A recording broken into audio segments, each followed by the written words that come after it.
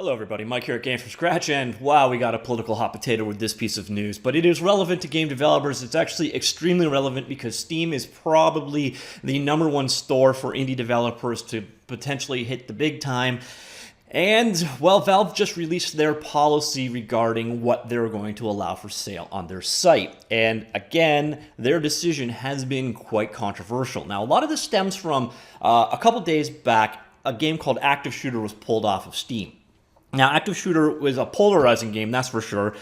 Basically, you could argue that it was a school shooting simulation without much hyperbole, to be honest. That's pretty much what it was. And then there was some talk from the developer that it was going to be, a survivor simulator, etc., etc. But it basically boils down to that developer had a known track record, had already been kicked off of Steam for doing asset flips and other questionable stuff. So there's really no story there. There's so many reasons to get rid of that game from the Steam store, but the question is, should they have gotten rid of it because of its content? And that is a gigantic slippery slope. Always is, always will be. So basically, when you have a third party curating content based off of morality, you do definitely have some issues there. However, when you have a store and you don't curate it, it gets flooded with crap. And as a personal Steam user, I would say I don't like Steam now. And I used to love Steam. Now, I love Steam sales, and I use Steam for my PC gaming hub, but I can't stand the store. I would much rather use even Humble Store, Good Old Games, Itch. Pretty much all of the other stores are better, in my humble opinion, pun not intended, than Steam. So that's a different story altogether, but basically Steam yesterday released what exactly their policy was going to be on what is allowed on their store. And, well, they basically said everything. They're taking the approach that it is not their place to be making these calls on what should and should not make it to Steam, and that instead they're going to give you better tools to curate what you actually see. So here you can see Steam Store is going to contain something that you hate, you think shouldn't exist, unless you don't have opinions that guarantee to happen. But you're also going to see something on the store that you believe should be there, and other people will hate it and will not want it to exist. So they're saying unless something is straight out trolling, and I don't know the actual definition of that, and again, they're opening themselves up to ambiguity on allowing that, or outright illegal, so you couldn't create a game about how to make explosives, for example, in pretty much every market out there. They are going to be basically carte blanche allowing stuff through. Now, this is kind of interesting because it's going to boil down to, again, the laws of each nation. For example, Germany has heavy-handed laws on what you can and cannot allow to have. There's a straight-out no swastika policy in Germany. So, for example, Wolfenstein had to be edited to be shown in the German market because they have just banned that material. You can question the reasoning or the logic behind that. And a lot of times when you ban something, you make it more desirable. So I get that. On the same side, I, for example, live in Canada. And we don't really have free speech. Well, I know a lot of people have American-centric mindset towards free speech, and Canada doesn't really have the same thing. So, for example, the Westboro Baptist Church can't come down here and protest at a funeral. And I think for the most part, most Canadians are okay with that. But a lot of Americans say, no, you have a right to free speech. A free speech right is like undeniable, absolute, set in stone. Well, that actually boils down to on a country-by-country basis. So I'm thinking Steam is going to have to handle that on a country-by-country basis. To give you a direct and disgusting example, you could create a video game about underage children and doing inappropriate things to them.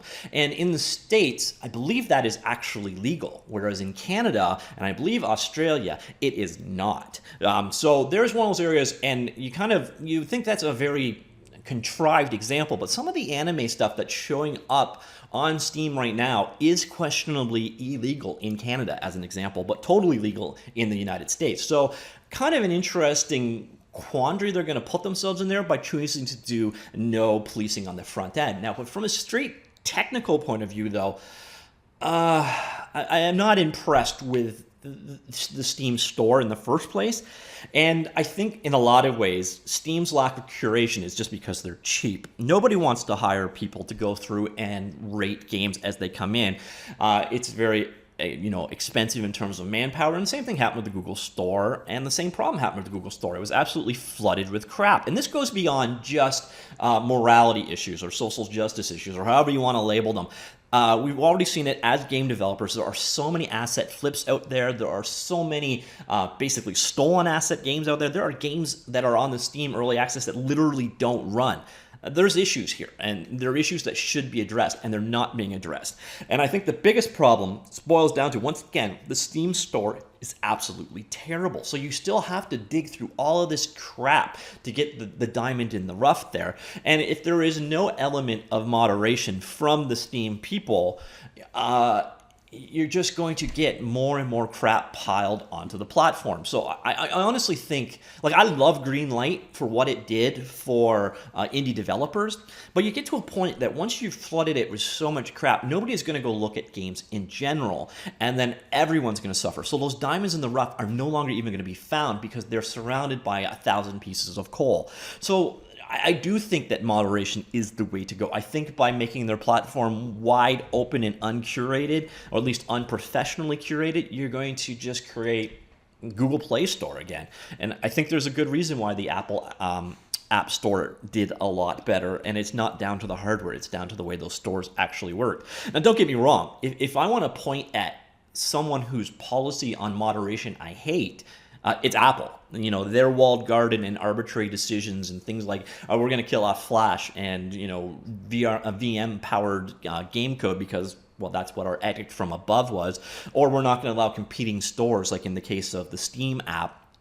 That's not a good move either. So I do see how it can go very wrong the other way. Now, it's interesting. You've had people like the runner of itch.io come straight out and say, wow, this is really, really stupid. And you know what? I don't know. First off, I think Steam can pull this off. I think Steam can be the Wild West and allow everything to come in, but they've got to make their store so much better than it currently is. And I think therein lies the problem. You can't try and pull something like this and also have a terrible store. Like, hell, when their sales are on, often simple things like paging, going to the second page of apps is broken. The lack of filters is staggering. It's a store that definitely needs improvement. Now, that is one of the nice things actually in this change, is they're actually going to say that they're going to be bringing in filters that you can actually go on or off of. And so long as their filtering works, it should, in theory, make for a better Steam experience. I